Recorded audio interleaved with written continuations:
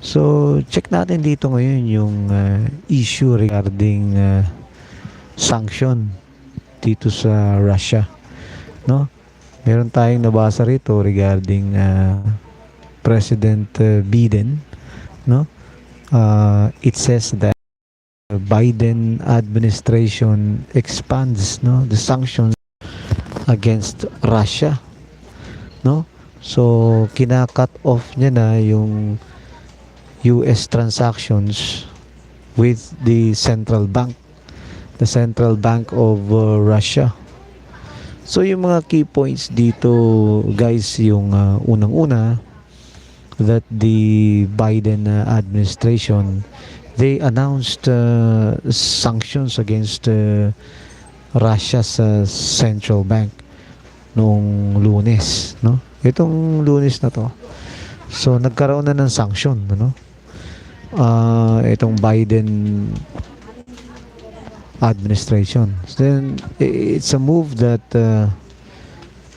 prohibits Americans from doing any business, no, with the bank, as well as freezes its assets within the United States.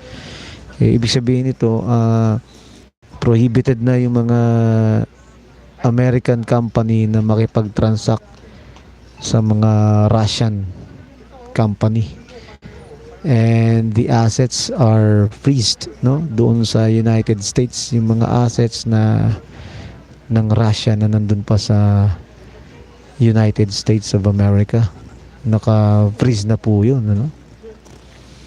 So ito, another thing, the second key point is that the new measures will also target, new measure regarding sanction, ano, will target the National Wealth Fund of the Russian Federation, no, and the Ministry of Finance of the Russian Federation. So yun po yung mangyayari, guys. And then on the third key point, no, ng ating report here is that a Biden administration official who spoke on the condition of anonymity in order to share Washington's thinking said that the new sanctions will take immediately. So yun ang mangyayari po ngayon, ano, sa Russian economy. Actually, hindi pa naman kumikilos ang NATO eh.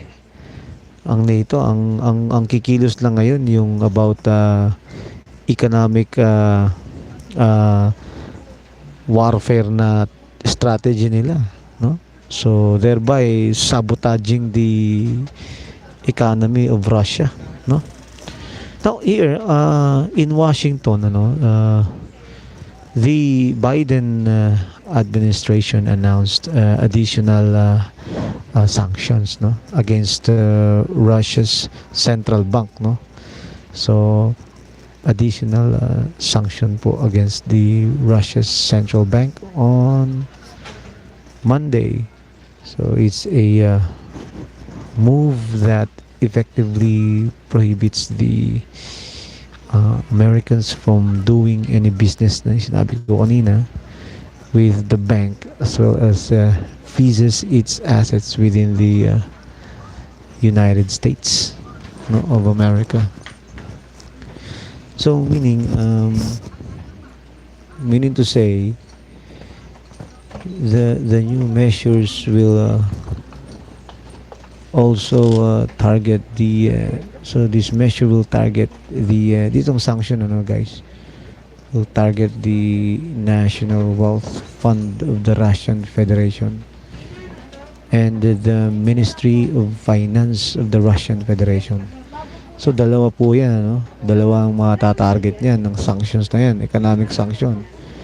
So a senior Biden administration official who spoke on the condition of anonymity in order to share Washington's thinking said that the new sanctions must take effect immediately. Sabi po, no? Sabi pa rito, sabi niya that we wanted to put these actions in place before our market open, because what we learned over the course of the weekend from our allies and partners was that the Russian central bank, yung Russian central bank daw, was attempting to move the assets, no? And there would be a great deal of asset flight starting nitong Lunes, no? Monday morning from the institutions around the world, no? So that is what the official said on a conference call with the reporters, no? So magkakaroon ng mga movement ng assets yung Russia, so that they will avoid economic sabotage, no? So according to this official, he said that our strategy, to put it simply, is to make sure that the Russian economy goes backward. Yun ang sabi, no? As long as President Putin decides to go forward with his invasion of Ukraine, so ang strategy naman ng mga ally is to simply make sure that the Russian economy goes backward while President Putin goes forward in terms of the invasion of Ukraine, no? All right. So wawasakin talaga nila yung economy ng Russia. Pero tingnan natin, kasi there are a lot of things to be taken care of. Mayroon tayong mga diskarte, no? Ito pa si President Putin, no? So the US is also adding, no? Ito si Kirill Dmitriev. So it's another ally of the Russian President Vladimir Putin, no? To the sanctions list. Inad po si Kirill Dmitriev na ally ni Putin. Dinagdag siya sa sanction list, as well as the direct investment fund Dmitriev heads, no? So yun, kasama na lahat yun sa sanction. So the Russian Direct Investment Fund, or the RDIF, is officially a sovereign wealth fund, but is widely considered a slush fund for Putin, no? Now ito po ay pondo to para sa gobyerno ng Russia, no? So the official said that the US expects its allies to take similar step in the coming days.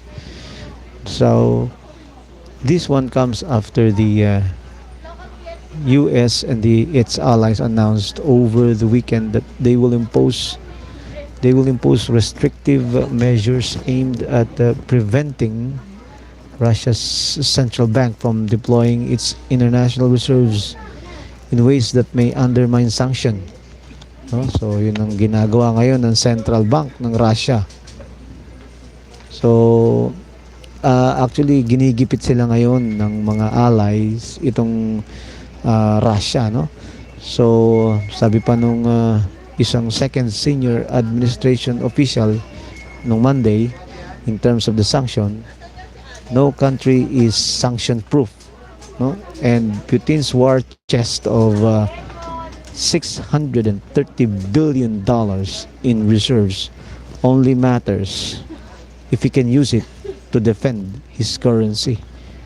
All right, so medyo mabigat po yung binitawan ng senior administration official, no? Na even though meron silang $630 billion sa war chest si Putin, it only matters kasi if they can use it, no? If they can defend the value of their monetary currency, itong ruble, no? Ruble po yung currency ng Russia. So the US and its allies have imposed a deluge of severe sanction talaga sa Russia in recent weeks in a unified effort to keep economic pressure on the Kremlin. So those penalties imposed by the US Departments of the Treasury and Commerce have sent the Russian market sideways. Hindi na maganda ang stock market ng Russia, no? So the Russian ruble fell as low as 111 on Monday to the US, no? Nung nakaraang Friday, it's 83. Now, yung ruble bumagsak. Itong Monday lang, nasa 111 low na siya. A drop of more than 20%. If that weakening holds, it would represent one of the largest single day decline in the value of Moscow's currency ever recorded. Grabe ang baba. So, nade-devalue na ang ruble ng Russia. The Bank of Russia, the nation's central bank, no? Ito po yung Bank of Russia. Stepped in to staunch the ruble's swoon by more than doubling the country's benchmark interest rate to 20% from 9.5%, meaning to say para ituloy ko na, yung hike po rate is designed to tempt savers to keep cash in Russian Bank of Russia. Ginawa niya 20%, no, para hindi po i-withdraw. So meaning to say 20% per annum. So malaki, lumaki po yung interest rate para maiwasan lang yung pag-withdraw, mass withdrawal ng mga pera sa Bank of Russia. So the major market-based upheaval prompted their interbank messaging system. Biden administration officials described the goal to become citizens in other countries and access certain financial systems.